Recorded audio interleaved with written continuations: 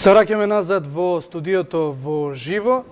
Трајко Велјановски, поранешниот собраниски спикер и неговиот пратенички имунитет. Тема која што на социјалните мрежи предизвика лавина реакции. Зошто? Затоа што се отвораат куп шпекулации за тоа зошто беше прекината вчерашната седница на која што од страна на актуелниот спикер Талат Џафери, на која што требаше да се гласа за одземање на пратеничкиот имунитет. Трајко Велјановски е осомничен од страна на обвинителството како еден од организаторите за упадот во собранието на 27 април. Разговараме со господинот Александар Новаковски. Добро дојдовте. Добро најдов. Адвокат и пред се поранешен генерален секретар на собранието. Да почнеме од тоа, има ли воопшто вина? Зошто беше прекината седницата, ако гледаме дека денеска постојано партиите се препукуваат? Најпрво би сакал да кажам дека не сум во текст со препукувањата на партиите, но знам дека се прекина седницата. Значи, ова е постапка која не е прв пат кај нас. Не е ни многу честа, али во однос на одземање на имунитетот на пратениците кои го имаат согласно Уставот и законот, поднесено е барање од судија во претходна постапка, со оглед дека ние имаме материјален и процесен имунитет. Материјалниот во однос на тоа што ќе го искажат пратениците, тука се заштитени комплетно, а во однос на мерката притвор која е бара обвинителството и за која треба да одлучи судот, мора прво да се поведе постапка да биде известен претседателот на собрание. Тоа судот како независна власт го има испочитувано и сега доаѓаме до законодавниот дом. Претседателот на собранието барање го доставува до Комисијата за деловнички и мандатно-имунитетски прашања, која е постојано работно тело.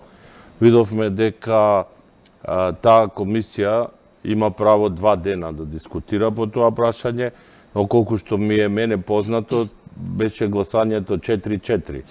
Од тука што значи тоа? Дали комисијата нема став или комисијата не можела воопшто да изгласа или да му предложи на собранискиот спикер одземање на имунитетот? Видите, значи... Дали се косат ингеренциите? Па не се косат. Ние знаеме дека собранието кога се толкува, треба да се толкува дека собранието тоа значи и работните тела.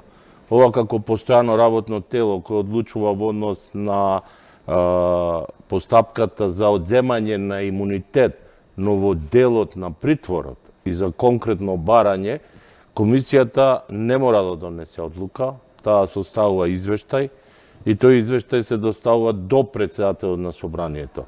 Со оглед дека комисијата и не донела одлука, но должна е да донесе извештај. Тоа е јасно. Кој сака да прави спекулации, ќе прави, но јас кажувам тоа како што јас мислам дека е. Значи не е пресудна? Никако. Господин Новаковски, ајде да одиме малку со ред. Целата оваа приказна, започнувајќи од доставувањето на барањето од судот, од Скопска единица до законодавниот дом, започна со не знам, многу перипети. На почетокот беше цел ден пинг-понг, се играше со барањето од судот, коригирано, техничка грешка, се враќаше до собранискиот спикер, за да дојдеме до закажувањето на комисијата. Закажувањето на комисијата и тоа траеше подолго, се одолжи цел тој процес. Епилогот беше тој, пата, што може да се заклучи барем според последниве примери дека можеби малце неочекувано и несвојствено. Заврши со образложение дека тој член од ДУИ поради здравствени проблеми не бил присутен да гласа, за да дојдеме до пленарната седница и да биде прекината. И сега денеска имаме бура од препукувања, рековте не сте запознани, меѓутоа не можеме да ги игнорираме. Но оној момент, собранискиот спикер денеска се повикува, односно вината, топката ја префрла до комисијата, односно до председавачот Павле Богоевски, дека фактички тие не си ја завршиле работата. Вие сега во моментот го кажавте спротивното. Јас е добро што не ги знам тие препукувања, јас кажувам како е постапката. Така, тоа е битно. Ние дефинитивно имаме проблем во функционирање на законодавната власт како независна власт, бидејќи секогаш се наоѓа некој кој го толкува деловникот, се знае кој треба да го толкува, а тој треба да се применува доследно. Ке повторам, значи не за овој конкретен случај, за било кој случај, постапката веќе треба да е јасна, бидејќи разбирам да имало такви недоразбирања во претходните случаи, бидејќи сите немаа пракса во таа област, но се работи за конкретно. Комисијата е дел од собранието. Не може комисијата да е повисок орган од собранието. Таа е дел од собранието. Тука е јасно и по устав, и по деловник, и по закон за пратеници. Тоа е постојано работно тело кое завршува со извештај, неговата работа. Ако е завршило со извештај, тој извештај се доставува до председателот на собрание, кој е должен, вие цело време кажувате спикер, да, спикер, прв меѓу еднаквите, еднаков со сите, тој треба да ја достави до собранието и да закаже седница. На седницата се дискутира по барањето, а председателот на комисијата треба да даде извештај какво било гласањето или какви биле мислењата. Добро е да се разграничи ова, бидејќи еве и ние како собраниски еве известувач нам на новинарите и вас ви се јасни тие членови и делови од деловникот, меѓутоа навистина се создаде забуна кај јавноста и добро е еве од компетентна личност да ги продискутираме. Бугоевски истиот момент излезе со став после гласањето дека иако изедначен резултатот, тој ќе го достави извештајот дека комисијата нема став со оглед на тоа што беа гласови 4 за и 4 против. Веднаш после тоа опозицијските пратеници од ВМРО ДПМН во неформален разговор за новинарите реагираа дека тоа не е во ред и не е коректно и дека фактички треба да се донесе заклучок дека не е поминато, односно дека комисијата на некој начин против изгласала и дека не може да се достави до Џафери за да биде закажана пленарна седница. Прво би сакал да појаснам дека не се согласувам со вас дека познато е на сите. Јас ги гледам коментарите и долго кои известуваат од собрание, не им е позната оваа процедура доволно, затоа што е јасно, комисијата завршува со извештај. Може да има и поделени мислења, но кворум имала комисијата. И кога има кворум, 8 биле присутни од 9 члена, причините зашто не дошол заменикот, зашто завршила така, тоа е друго. Можело и да бидат 8 па да заврши со друг. Но со оглед дека нашата партиска поделба е поголема и тогаш одма се импутира дека некој намерно не дошол, дека ако бил присутен, па и да бил присутен можел да гласа, сепак извештајот оди до собранието на Република Македонија и председателот е должен да го стави на седница на собрание. А собранието одлучува врз основа на извештајот, а известителот од Комисијата за деловнички мандатно-имунитетски прашања е должен без да навлегува во неговите мислења да и даде извештајот како било расправата околу Комисијата за деловнички и мандатно-имунитетски прашања. Ајде вака да го поставим. Собранието одлучува за одземање или не одземање на имунитетот. И тоа е јасно. Тука не гледам јас никаква прекршена процедура.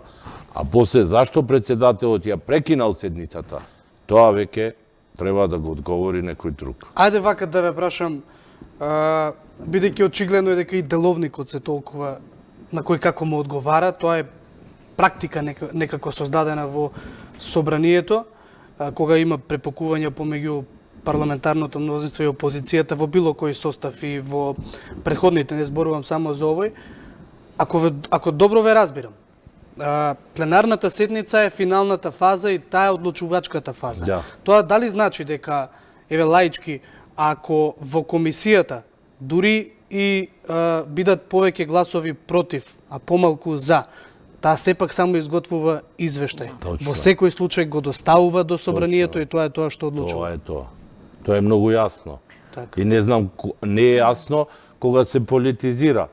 А во колку се сака да се запази процедурата, тоа е јасно и таму затоа сите комисии имаат одреден состав кој од сите партии за да се запази таа процедура. Не може да имаат сите мислење, но овој извештај, друго е комисијата да немала кворум, па тогаш да се отворат други дилеми.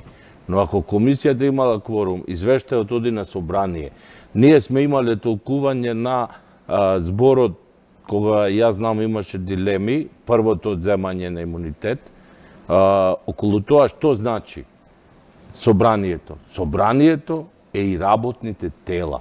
Не може работното тело да е повисоко од собранието. По устав се знае, собранието и одлучуваат пратениците и затоа се предвидени различни видови постапки, различни видови на гласање, различни видови на мнозинство и мене за тоа не знам кој ги има тие дилеми, освен ако некој сака да прави свој некои толкувања. Да. Овде место за толкување нема. Собранието треба да одлучи во рок од 3 дена. Што правиме со пробиените законски рокови? Сега односно тоа е деловнички? сега веќе е тоа друг проблем.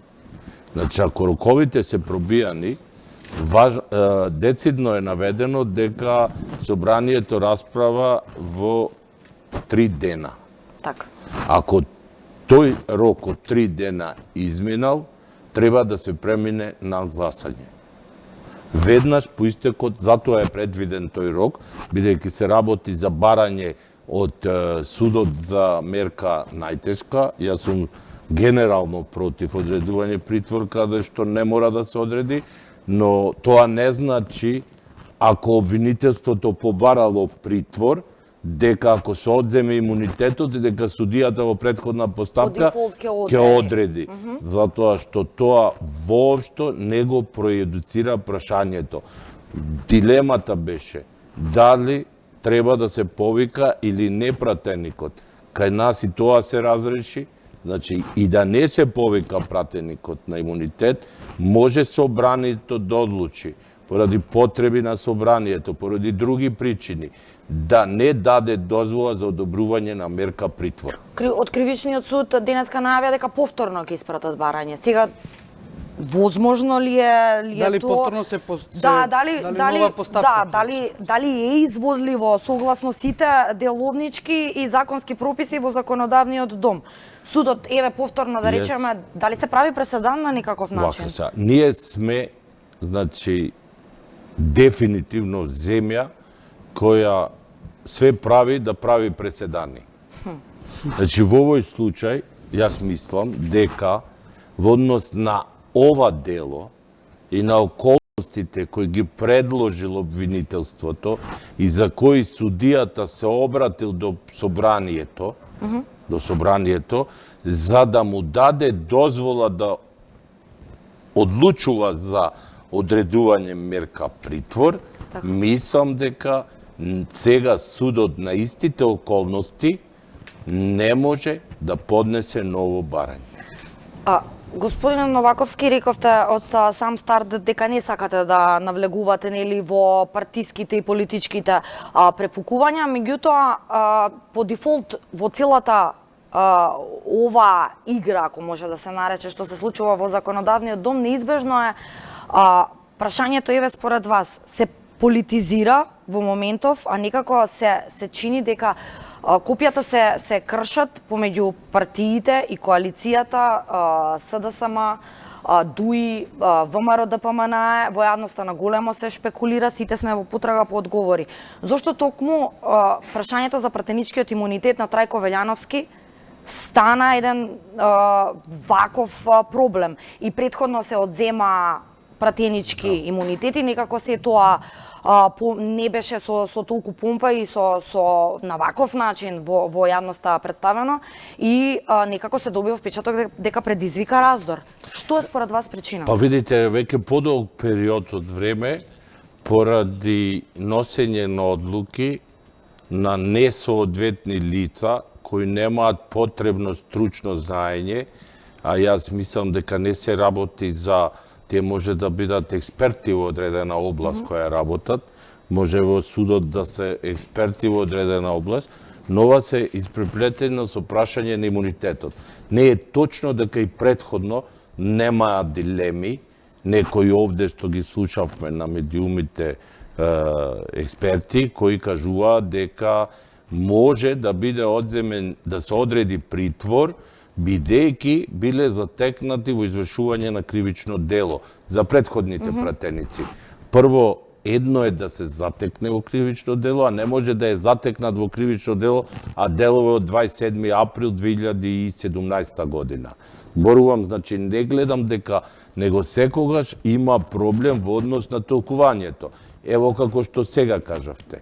Значи, претходно, кога се одземаше имунитет, одредуваше да се одобри, ке кажам точно деловнички како стои мерката притвор, собранието да го одобри или не, за да може пратеникот да оди на суд, да ја даде својата одбрана и судот да одлучи. Бидејќи ова е барање на обвинителството, обвинителството треба да е рамноправно со одбраната. Судот одлучува, ако се одземе имунитетот, во делот на притворот, ќе одлучи дали ќе се изрече таа мерка. Значи, мислам дека повторно е грешка, кога ево се кажува дека повторно ќе дадеме барање. Не може за истово дело, собранието ако не донело одлука, треба да се разреши проблемот во собранието, а не судската власт сега да им дава друга можност, значи се кршат многу одредби со што судот повторно собранието ќе го стави во непријатна состојба. Имаме гледач на линија, меѓутоа ќе ми дозволите апропо додека и го имам во глава прашањето на темава, господине Новаковски, ви изгледа ли како што прашав еве конкретно дека во овој момент токму се кршат некои копија околу имунитетот и што според вас на одземањето на имунитетот, односно расправата, гласањето за Трајко Велјановски, што според вас може да е причината, односно заднината на целиот овој процес? И да не заборавиме дека исто така гласањето за одземањето на имунитетот на Љупчо Димовски претходно остана така. Џафери закажа седница, исто не ја продолжи. И некако во јавноста тоа пројде, односно се дефокус се изврши со нови проблеми, со нови теми и никој не го поставува прашањето зошто, иако се пробиени законските рокови, Џафери не закажа пленарна седница за исто така гласање за одземање на имунитетот на Љупчо Димовски. Иако пројде на комисија. Јас се согласувам со вас, повторно ќе кажам, значи собранието е тоа што одлучува. Комисијата дава извештај. Кажавте и сами, не може да се избегне впечатокот дека се работи за одредени игри. Но јас не можам да кажам кој ги прави тие игри. Со оглед дека комисијата има 9 членови. Комисијата има членовите и заменици членови. Значи, отсуството на еден пратеник, ево да се случило и заменикот да е отсутен. Сепак, извештајот се доставува до собрание. Значи, повторно кажуваме, одговорноста е на собранието, не случајно се роковите фиксни 2 дена, 3 дена. Значи сега да се разводнува работата со други барања или да се прекине постапка за одреден друг случај и да не се одлучи, сето тоа ми дава за право да кажам дека очигледно се работи за игра. Ќе почекам да го поставам прашањето, само да го слушнеме гледачот. Да. Да, повелете во програма сте. Добро вечер. Добро вечер. Повелете. Поздрав за вашата емисија. Ви благодарим. Јас сум бил ватрен за Дуи. Како албанец сум го сакал многу Дуи, а поготово сега не сакам да чујам таа партија. Бидејќи Талат Џафери не испадна човек како што треба. Значи, ВМРО-вците ме нападна од дома мене 2002, сега викам не ме нападнал мене ВМРО, туку ме нападнал Дуи. Вашето прашање, господине, за оваа тема?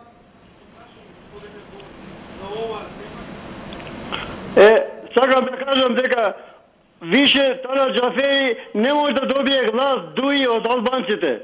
10 пратеника имаше и тие 10 ќе ги изгубат. Добро, ви благодариме на во интерес на јавувањето. времето, Да. Очигледно се работеше за констатација, не за прашање.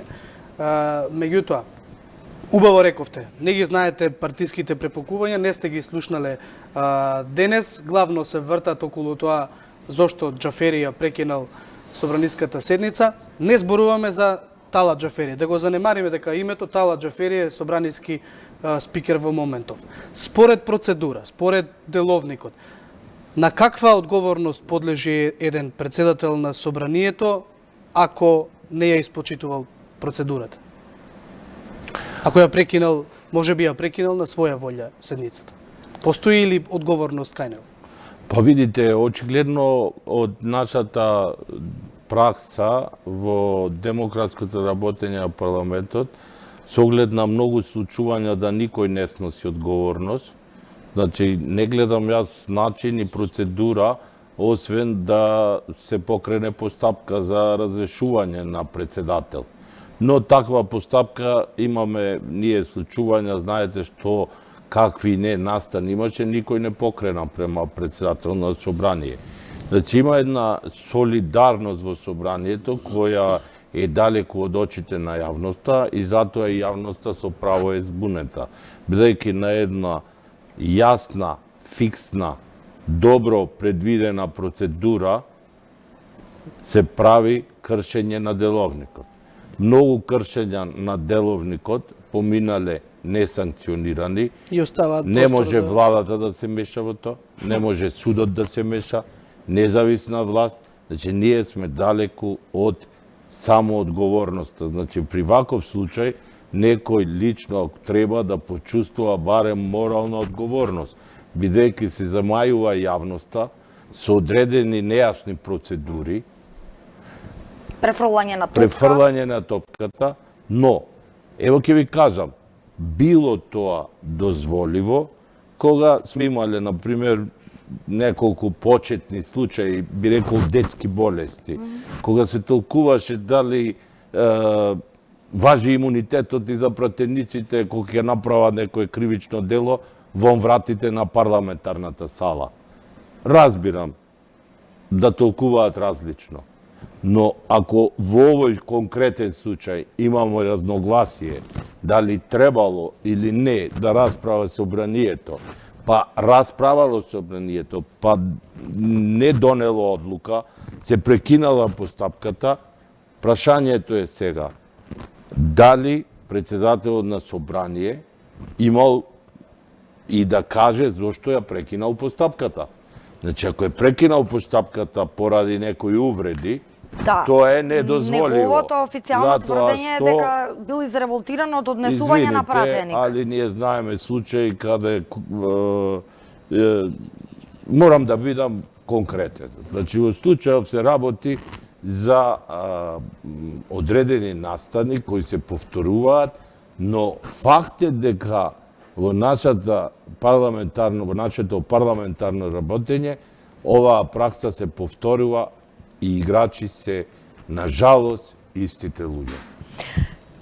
Имаме гледач... И сега ме прашувате конкретно. Да, повелате. Дали повредил деловник? Има кој да оцени дали повредил, има собраниски структури, можело да се побара од истата таа комисија толкување, мислам не е автентично, тоа го дава законодавното правна комисија, али крајот собранието гласа.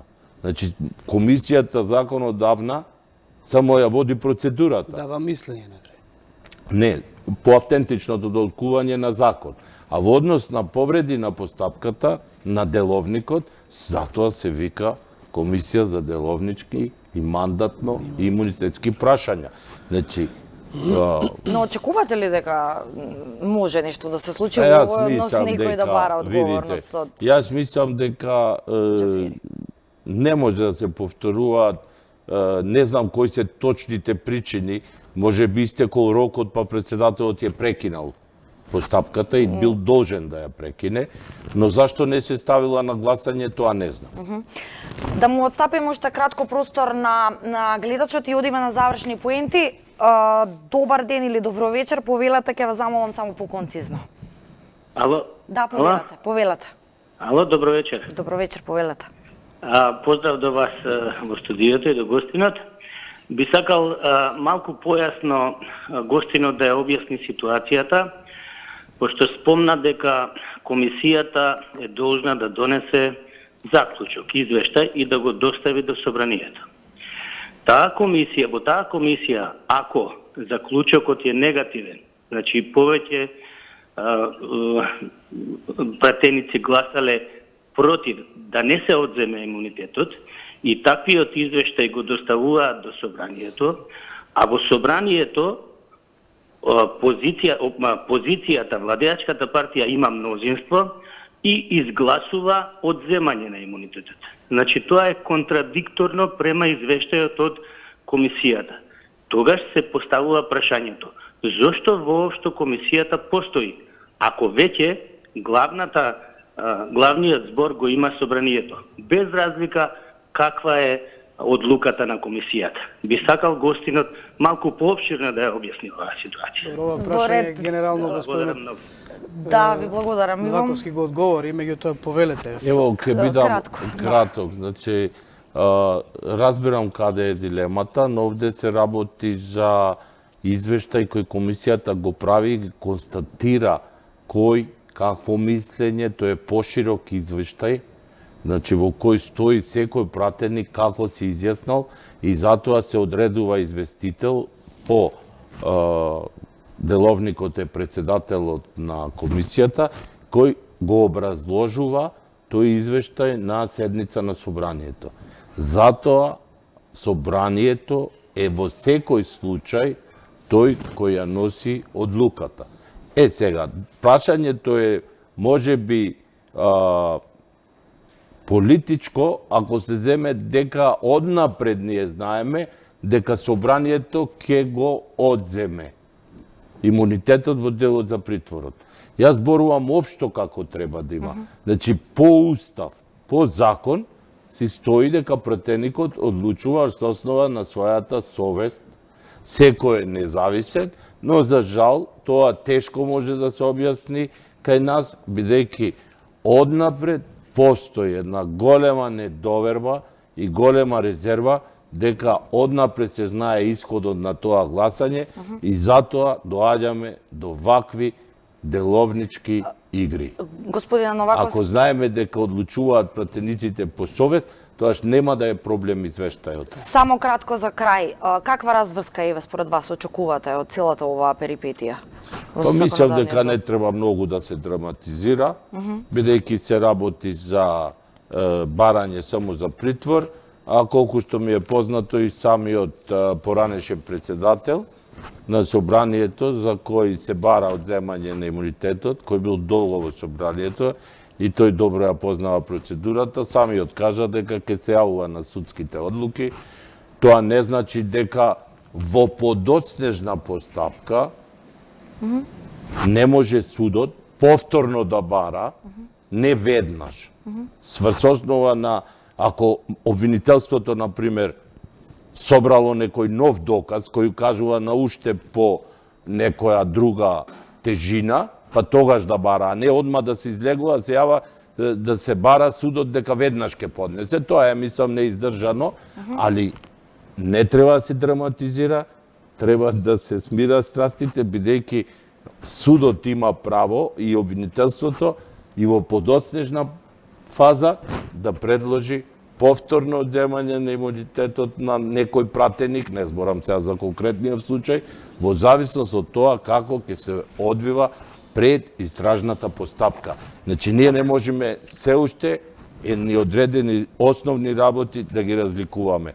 Судската власт, ако е независна, обвинителството, ако е тој кој гони, во подоцнежна фаза може да дојде повторно до одредени мерки, ако се потребни, а судската постапка ќе продолжи без одземен пратенички Господине имунитет. Новаковски, ви благодариме за одвоеното време, вашето гостување. Имав јас и неколку имавме други прашања и во однос на целиот процес од 27 април, меѓутоа толку дозволува времето. Уште еднаш ви благодариме, Чалски, ние се одјавуваме. Да, ви благодариме пред се, вака еве ја објаснавте убаво како оди целата процедура. Се надевам дека и вам, почитувани, ви стана малку појасно. Ќе следиме како ќе се развива секако овој случај. Јас и Јана овде се одјавуваме, а со нас се гледате веќе во среда во 14 часот. Довидување.